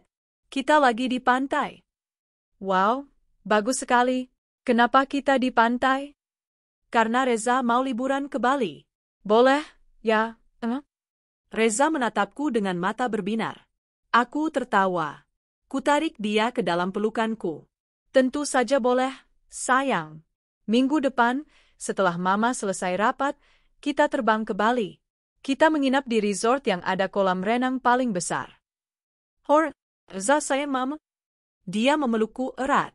Aku mencium puncak kepalanya. Mama jauh lebih sayang sama Reza. Aku menatap langit malam yang cerah. Hidupku sempurna. Aku tidak tahu, dan aku tidak peduli, apa yang terjadi pada dua orang yang pernah mengkhianatiku. Bagi mereka, uang Rp20.000 adalah akhir dari segalanya. Bagiku, itu bahkan bukan permulaan. Malam itu, Wulan berlari tanpa arah. Dia menggendong Dani yang tubuhnya panas seperti bara. Setiap kali dia berhenti untuk beristirahat, Dani akan merintih, membuat Wulan kembali panik dan berlari lagi. Dia tidak punya siapa-siapa. Dia tidak punya uang sepeser pun. Pria yang dia bela, yang dia anggap sebagai suaminya, telah memilih dua sobekan kertas kotor daripada anak kandungnya sendiri. Subuh menjelang, Wulan ambruk di depan sebuah puskesmas kecamatan yang baru saja buka. Wajahnya kotor oleh air mata dan debu jalanan. Tolong anak saya? Rintihnya pada seorang perawat yang baru datang. Melihat kondisi Dani yang sudah terkulai lemas, perawat itu segera membawanya masuk. Dokter jaga memeriksa anak itu dengan cepat. Anak ini demam berdarah, Bu, kata dokter itu dengan wajah serius. Trombositnya sudah sangat rendah. Dia juga mengalami malnutrisi akut. Kenapa bisa sampai begini? Wulan hanya bisa menangis. Saya tidak punya uang, Dok. Ini harus segera dibawa ke rumah sakit. Dia butuh transfusi. Kalau tidak, nyawanya tidak tertolong, kata dokter itu lagi. Wajah Wulan pucat pasi. Rumah sakit? Transfusi? Dia bahkan tidak punya uang untuk membeli bubur. Saya akan cari uang, Dok, kata Wulan, berbohong. Dia meninggalkan Dani di puskesmas, berjanji akan kembali dengan uang. Wulan keluar dari puskesmas. Dia tidak tahu harus kemana. Dia mencoba mengemis di pasar, tapi para pedagang yang sudah mengenalnya sebagai istri kuli gila itu mengusirnya. Pergi, bikin sial aja. Matahari semakin tinggi. Keputusasaan membuat Wulan nekat. Dia berjalan ke perempatan lampu merah besar tak jauh dari pasar. Dia berdiri di antara para pengemis dan pengamen. Dengan tangan menengadah, dia mengetuk setiap jendela mobil yang berhenti. Minta sedekahnya, Pak, Bu, anak saya sakit. Beberapa orang memberinya uang receh. Kebanyakan membuang muka, jijik melihat penampilannya yang kotor dan putus asa. Wulan, si pelakor yang dulu genit dan merasa bisa menaklukkan dunia, kini telah menemukan takdirnya. Menjadi pengemis di lampu merah, berkejaran dengan debu dan asap knalpot, hanya untuk beberapa keping koin. Dia telah kembali ke habitat aslinya, jalanan. 1 minggu kemudian, pintu kontrakan petak Doni digedor dengan keras. Doni, wow, Doni, bayar uang kontrakan. Sudah nunggak 2 minggu. Tidak ada jawaban. Pak Haji, pemilik kontrakan, mendengus kesal. Dia mengambil kunci cadangan dan membuka pintu. Bau busuk yang menyengat langsung menyambutnya. Bau campuran keringat, sampah, dan kotoran. Dan di sana, di atas dipan reot, duduk seorang pria. Itu Doni. Atau, apa yang tersisa dari Doni. Tubuhnya kurus kering, hanya tulang berbalut kulit. Matanya cekung. Rambutnya gimbal. Dia telanjang dada, hanya memakai celana pendek yang sudah kotor. Dia tidak menoleh saat Pak Haji masuk. Dia sibuk. Dia sedang duduk bersila, di pangkuannya ada 2 sobekan uang Rp20.000. Di sampingnya ada mangkuk kecil berisi nasi basi yang sudah dia campur air, menjadikannya seperti lem. Bisa-bisa disambung? Gumam Doni. Dia mencolek nasi lengket itu, mengoleskannya di sobekan uang, lalu menempelkannya. Gagal. Dia mencoba lagi. Papa sambung uangnya, ya. Nanti kita beli es krim. Pak Haji tertegun ngeri. Pria ini sudah gila. Astaga. Desisnya. Wah, Don.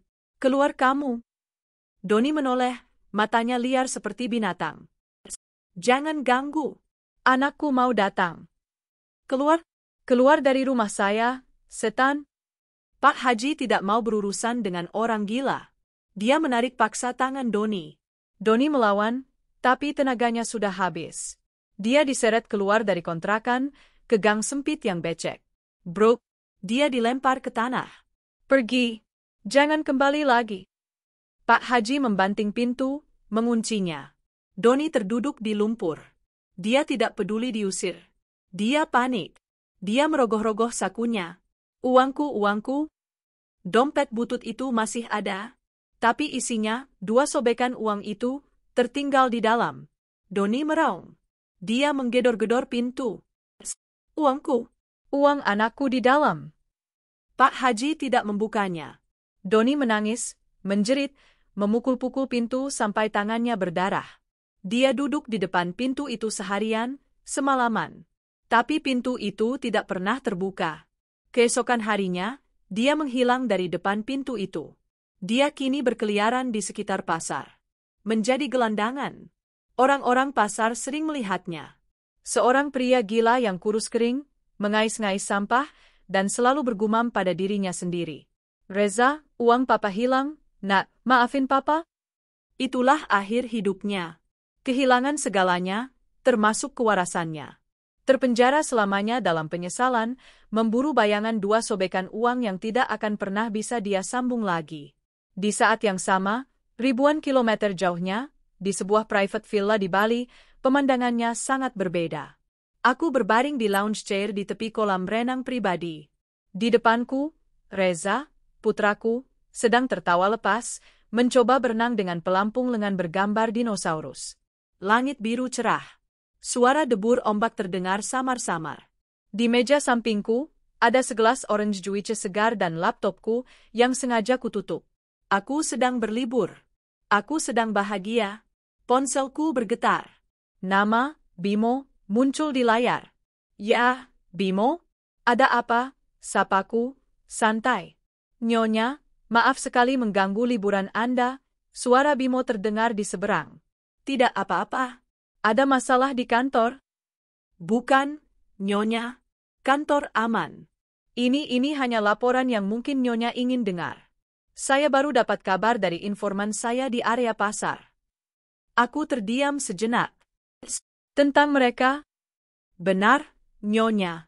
Perempuan itu, Wulan, sekarang menjadi pengemis di lampu merah Cempaka Putih. Katanya, anaknya yang demam itu akhirnya dibawa ke rumah sakit sosial oleh petugas. Aku diam, mendengarkan. Dan pria itu, Doni, dia sudah gila, Nyonya. Dia diusir dari kontrakannya. Sekarang dia menjadi gelandangan permanen di pasar. Benar-benar sudah tidak waras. Hening. Aku memejamkan mata sejenak, merasakan hangatnya matahari Bali di kulitku. Aku tidak merasakan kasihan. Aku tidak merasakan benci. Aku tidak merasakan apa-apa. Mama, lihat, Reza bisa mengembang. Reza bisa, teriak Reza riang dari kolam. Aku membuka mata. Senyumku langsung mengembang. Hebat, jagoan Mama. Mama lihat. Aku kembali mendekatkan ponsel ke telingaku. Bimo, kataku, suaraku tenang dan mantap. Ya, Nyonya. Terima kasih atas laporannya. Tapi, mulai hari ini, saya tidak mau dengar lagi kabar apapun tentang mereka. Baik, Nyonya. Mereka sudah jadi masa lalu. Mereka sudah tidak ada lagi di dunia saya. Kamu mengerti? Saya mengerti, Nyonya. Sekali lagi, maaf mengganggu. Selamat menikmati liburannya. Terima kasih, Bimo. Aku menutup telepon. Kutaruh ponselku di meja, jauh-jauh. Aku bangkit dari kursiku, melepas kacamata hitamku, dan berjalan ke tepi kolam. Ayo, Mama, berenang, ajak Reza. Aku tertawa. Oke, jagoan. Aku melompat ke dalam air jernih dan sejuk itu. Aku memeluk putraku, menciuminya, dan kami tertawa bersama di bawah matahari Bali yang sempurna. Aku telah menemukan surgaku. Dan mereka telah menerima neraka yang mereka ciptakan sendiri. Keadilan telah ditegakkan. 1 tahun telah berlalu sejak liburanku di Bali. 1 tahun sejak aku memutuskan untuk menghapus mereka dari ingatanku selamanya. Dunia terus berputar, dan duniaku berputar semakin cepat ke arah kebahagiaan. Pagi itu, rumahku dipenuhi tawa ceria. Mama, cepat. Reza bisa terlambat ke sekolah. Aku tersenyum, merapikan dasi kupu-kupu di seragam putraku. Reza, kini berusia 5 tahun, tampak begitu gagah dengan seragam barunya. Hari ini adalah hari pertamanya masuk taman kanak-kanak di salah satu sekolah internasional paling bergengsi di Jakarta.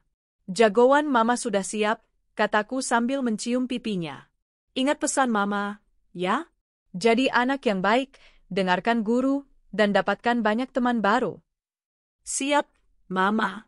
Nanti Reza cerita, Reza main apa saja. Ayah dan Mamaku sudah menunggu di ruang makan.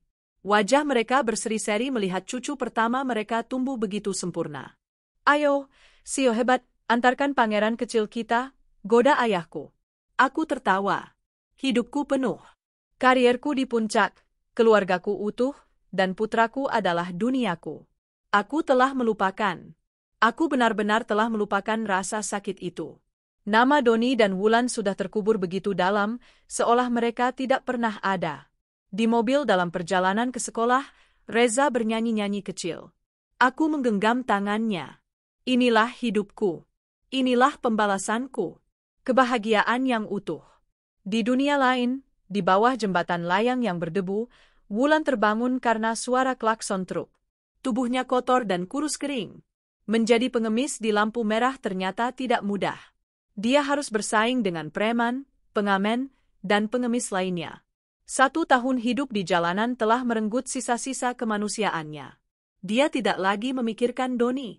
Dia tidak lagi memikirkan Rania. Yang ada di otaknya hanya 2 hal, makan, dan Dani. Anaknya. Sejak Dani dibawa oleh petugas dinas sosial, Wulan terobsesi untuk menemukannya. Dia menabung uang receh yang dia dapat, bukan untuk makan, tapi untuk ongkos mencari anaknya. Hari itu, dia akhirnya berhasil mengumpulkan cukup informasi. Seorang sesama pengemis memberitahunya di mana panti sosial asuhan anak tempat anak-anak jalanan biasanya ditampung. Dengan sisa tenaga, Wulan berjalan kaki berkilo-kilometer menuju panti itu. Pakaiannya compang-camping, rambutnya gimbal, dan bau badannya menyengat. Dia sampai di depan gerbang panti. Seorang satpam menatapnya dengan jijik. Mau apa, Bu? Mau minta sedekah? Di sini panti, bukan tempat minta-minta. Anak saya ada di sini, Pak, kata Wulan, suaranya serak. Namanya Dani. Dia dibawa petugas setahun yang lalu. Satpam itu menatapnya curiga, tapi akhirnya menyuruhnya masuk dan bertemu pengurus. Wulan duduk di kursi tunggu yang keras. Seorang ibu pengurus yang ramah, Ibu Asih, datang menemuinya. Ibu cari siapa? Anak saya, Bu. Dani. Umurnya harusnya sekarang 4 tahun. Dia dibawa petugas dari puskesmas Cempaka Putih. Katanya saya nggak bisa urus. Wulan mulai menangis. Saya ibunya. Saya mau ambil anak saya kembali, Bu. Saya janji saya akan urus dia. Ibu Asih menatapnya iba. Sebentar, Bu. Saya cek catatannya. Ibu Asih pergi ke ruang arsip. Wulan menunggu dengan jantung berdebar. Dia akan bertemu Dani lagi. Dia akan memeluk Dani. Mereka akan pergi dari sini. Dia akan berhenti mengemis. Dia akan. Ibu Asih kembali. Wajahnya tidak lagi ramah. Wajahnya kini penuh duka. Ibu Wulan, ya? Iya, Bu. Mana anak saya? Dani mana? Ibu Asih duduk di sampingnya. Dia memegang tangan Wulan yang kotor. Ibu, yang sabar, ya. Ibu harus kuat. Perasaan Wulan tiba-tiba menjadi tidak enak. Maksud ibu? Anak ibu? Dani? Ibu Asih menarik napas panjang. Dani sudah tidak ada, Bu. Dunia Wulan berhenti. Tidak ada? Maksudnya, dipindahkan? Bukan, Bu. Ibu Asih menggeleng pelan. Dani sudah meninggal dunia. 10 bulan yang lalu. Tidak. Ibu Bo. Wulan menjerit, berdiri, dan mengguncang-guncang tubuh Ibu Asih. Kalian sembunyikan anakku, kan? Kalian jual anakku, kan? Ibu Bo. Ibu Asih, dibantu Satpam, mencoba menenangkan Wulan. Istighfar, Bu. Kami tidak bohong. Ini suratnya. Ibu Asih menunjukkan selembar surat keterangan kematian dari rumah sakit sosial. Waktu Dani dibawa ke sini, kondisinya sudah sangat kritis. Demam berdarahnya parah, tapi yang lebih parah, dia mengalami gizi buruk kronis. Malnutrisi akut, jelas Ibu Asih. Kami sudah berusaha semaksimal mungkin, Bu. Tapi tubuh kecilnya tidak kuat. Dia bertahan hanya 3 minggu di sini. Wulan membaca surat itu. Nama anaknya. Penyebab kematian, komplikasi akibat malnutrisi. Gizi buruk. Wulan terduduk lemas di lantai. Dia teringat hari-hari di mana dia dan Doni bertengkar, sementara Dani menangis kelaparan di pojokan. Dia teringat saat dia lebih memilih membeli bedak murahan daripada susu untuk Dani.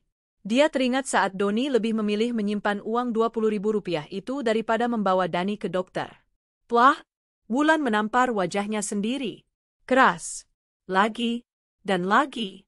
Aku mati karena aku, raungnya. Jeritan primal itu memecah keheningan panti. Dia meraung-raung, memukul-mukul lantai, menjambak rambutnya sendiri. Dia merebut Rania. Dia menghancurkan Doni. Dan kini dia membunuh anaknya sendiri. Semua pengorbanannya, semua dosanya, semua rasa malunya berakhir dengan kematian putranya. Dia kini benar-benar sendiri. Tidak punya apa-apa. Tidak punya siapa-siapa. Dia telah kehilangan segalanya. Malam harinya. Di pasar induk. Hujan deras baru saja reda, menyisakan bau tanah dan sampah yang menyengat. Para pedagang sudah pulang. Pasar itu sepi. Di pojok, dekat tumpukan peti buah yang busuk, sesosok tubuh meringkuk. Itu Doni. Dia tidak lagi berkeliaran. Dia sudah menemukan rumahnya. Tumpukan sampah ini. Dia jauh lebih kurus dari setahun yang lalu. Matanya liar, tapi tidak lagi sedih. Bahagia. Di tangannya, dia memegang sobekan karung beras yang kotor. Dia menimang-nimang sobekan karung itu seperti seorang ayah menimang bayi. Reza, anak papa, jangan nangis, ya? Gumamnya. Uangnya sudah papa sambung nih, lihat. Dia mengeluarkan sesuatu dari balik bajunya. Sebuah dompet butut yang sudah hancur. Dia membukanya. Di dalamnya, tidak ada apa-apa. Loh, mana, ya? Kok hilang lagi? Dia mulai panik. Dia mengais-ngais tumpukan sampah di sekitarnya. Wulan. Kamu ambil uang papa, ya? Jangan. Itu uang Reza. Dia berteriak-teriak di kegelapan malam, memanggil nama-nama dari masa lalu yang sudah tidak ada lagi. Dia tidak tahu Wulan sedang meraung di panti sosial. Dia tidak tahu Rania sedang tidur di ranjang empuk di samping putranya. Dia hanya tahu satu hal. Uangnya hilang. Dan dia harus mencarinya. Dia bangkit, tertatih-tatih, dan kembali berjalan di kegelapan pasar yang sepi, mencari 2 sobekan uang yang sudah lama hancur dan hilang, sama seperti kewarasannya. Dia tidak akan pernah menemukannya. Dia akan mencari selamanya. Itulah neraka abadinya. 5 tahun telah berlalu sejak hari pertama Reza masuk sekolah. 5 tahun di mana aku tidak pernah lagi mendengar kabar atau bertanya tentang dua nama yang pernah menghancurkan duniaku. Dunia itu sudah lama hilang, tertimbun di bawah fondasi kehidupan baru yang kubangun dengan tanganku sendiri. Hari ini, Reza genap berusia 10 tahun. Rumah megahku, yang dulu pernah kusingkirkan ranjang pengkhianatannya, kini dipenuhi tawa dan musik. Pesta ulang tahun Reza dirayakan besar-besaran di taman belakang yang luas. Puluhan teman sekolahnya berlarian, bermain magic show, dan melompat di istana balon. Mama, Lihat, Om Arya bawain kado robot. Reza berlari ke arahku, memelukku erat, lalu berlari ke pria yang berdiri di sampingku. Pria itu adalah Arya Kusuma. Seorang arsitek brilian yang kutemui 2 tahun lalu dalam sebuah proyek amal pembangunan sekolah. Dia seorang duda, tenang, dewasa, dan yang terpenting, dia menatapku bukan sebagai CEO Rania Wijaya, tapi hanya sebagai Rania. Dia mencintai Reza seperti putranya sendiri. Reza, bilang apa sama Om Arya? Kataku lembut. Terima kasih, Om. Om Arya yang terbaik. Sama-sama, jagoan. Arya tertawa, mengacak rambut Reza. Matanya lalu beralih padaku, penuh kehangatan. Kamu terlihat bahagia, Ran. Aku memang bahagia, jawabku, balas menatapnya. Ayah dan ibuku memandang kami dari teras, tersenyum haru. Mereka tahu, putri mereka akhirnya menemukan kebahagiaan yang utuh. Rania, Arya memegang tanganku. Malam ini, di depan orang tuamu, aku ingin bertanya. Aku tahu apa yang akan dia tanyakan. Jantungku berdebar, bukan karena gugup, tapi karena rasa damai yang meluap. Namun, sebelum dia melanjutkan, Bimo datang menghampiriku. Wajahnya serius. Nyonya, maaf mengganggu. Ada telepon dari Pak RT di komplek lama? Keningku berkerut. Pak RT? Ada apa, Bimo? Ini, tentang Wulan, Nyonya. Dan? Doni. Aku terdiam. Nama itu, nama yang sudah 5 tahun tidak kudengar. Arya menatapku, merasakan perubahan suaraku. Siapa? Aku memberi isyarat padanya untuk menunggu. Kenapa, Bimo? Wulan ditemukan meninggal dunia tadi pagi, Nyonya. Di bawah jembatan layang, tempat dia biasa mengemis. Kata dokter, karena TBC akut dan malnutrisi. Aku memejamkan mata sejenak. Meninggal. Lalu, Doni, tanyaku datar. Bimo menarik napas. Itu bagian yang lebih rumit, Nyonya. Warga di pasar melaporkan, Doni pria gila yang biasa berkeliaran di pasar itu, dia juga ditemukan tidak bernyawa. Kenapa? Dia sepertinya mencoba mengambil sesuatu dari selokan besar di belakang pasar. Dia tergelincir, jatuh, dan hanyut terbawa arus got yang deras saat hujan tadi malam. Bimo berhenti, lalu menambahkan detail terakhir. Saat warga menemukannya tersangkut di tumpukan sampah, tangannya masih menggenggam sesuatu. Nyonya. Sesuatu yang dia cari-cari selama ini. Apa itu? Dompet bututnya. Dan di dalamnya, ada 2 sobekan uang Rp20.000 yang sudah dia rekatkan dengan selotip.